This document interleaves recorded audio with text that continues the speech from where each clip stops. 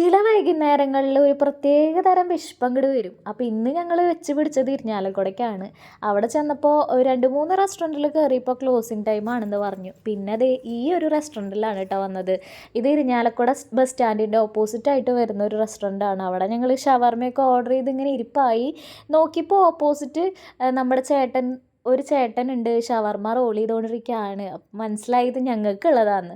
അപ്പോൾ തന്നെ അപ്പുറത്തുള്ള ചേട്ടൻ ദേ ഒരു ഷെയ്ക്കൊക്കെ കുടിച്ചുകൊണ്ടിരിക്കണം. അപ്പോൾ എനിക്ക് തോന്നി എനിക്കും വേണം ഷെയ്ക്കെന്ന്. അങ്ങനെ നോക്കിയിരുന്ന് ആ ചേട്ടൻ വേഗം തന്നെ ഷവർമ്മ കൊണ്ട് തന്നു കേട്ടോ. ഇനി കൊതിയിടണ്ടാന്ന് വിചാരിച്ചിട്ടാന്ന് തോന്നുന്നു.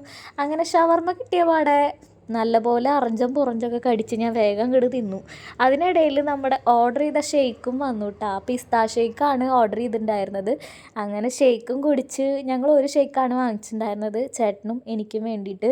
അതിനുള്ള വയറേ ഞങ്ങൾക്ക് ഉണ്ടായിരുന്നുള്ളൂ. അതൊക്കെ കുടിച്ച് തിരിച്ചു പോന്നു. അപ്പോൾ ഇത്രയേ ഉള്ളൂ. ടാറ്റാ.